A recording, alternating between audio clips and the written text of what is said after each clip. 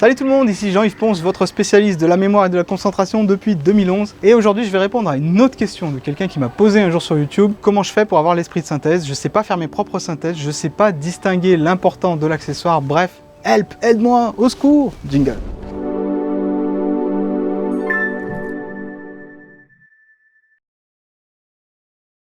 Alors l'esprit de synthèse, c'est normal que vous ayez du mal à distinguer ce qui est important de ce qui est accessoire de nos jours parce qu'on est constamment abreuvé d'informations. C'est le flux continu, c'est la surcharge d'informations. Vous avez peut-être déjà entendu parler de ce terme. Eh bien, il est plus que jamais d'actualité. La surcharge d'informations, elle est continue. Donc comment on fait pour sélectionner la meilleure information, pour pouvoir faire des bonnes synthèses, des bons résumés et pour pouvoir éviter de perdre du temps bêtement si un jour vous devez compiler énormément de choses en seulement l'essentiel, je vous recommande d'utiliser ma technique secrète, spéciale, hyper puissante, mais également difficile. C'est beaucoup plus difficile que vous ne l'imaginez. J'aimerais que vous preniez un texte, possiblement un texte que vous avez besoin de synthétiser pour en retenir que l'essentiel. Et j'aimerais que ce texte, ça peut être une page de livre, ça peut être un article de journal, vous pouvez faire n'importe quoi pour tester. J'aimerais que ce texte, vous le résumiez de façon la plus détaillée possible, sans oublier de choses importantes, en 5 mots. 5 mots.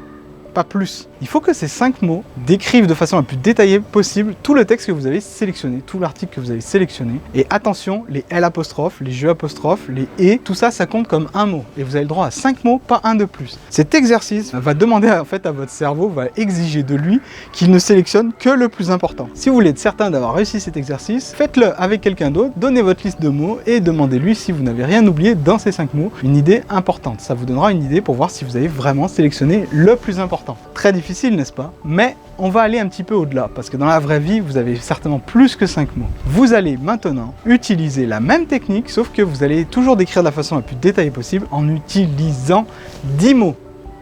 10 mots.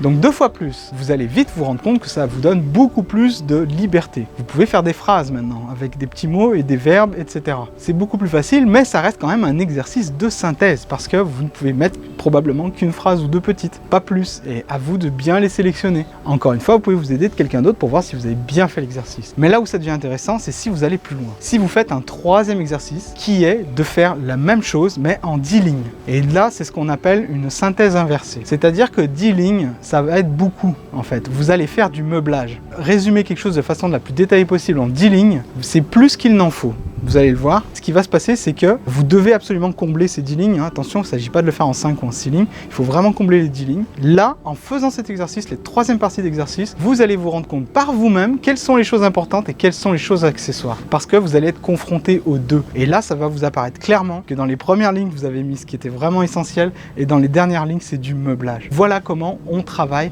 voilà comment on améliore son esprit de synthèse, voilà comment après on fait des synthèses like a boss. C'était Jean-Yves, je vous recommande de vous abonner à mes vidéos en cliquant sur la petite cloche ici. C'est mieux parce que comme ça vous êtes mis au courant en direct de tout ce qui sort. Parce qu'il en sort des trucs. Une vidéo par jour, c'est un truc de malade. Hein. Waouh, on n'y arrive plus. Je vous dis à demain pour la prochaine vidéo. Salut.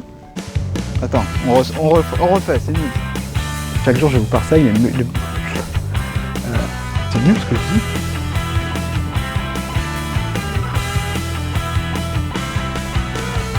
Ah punaise, on va faire un bêtisier avec tout ça.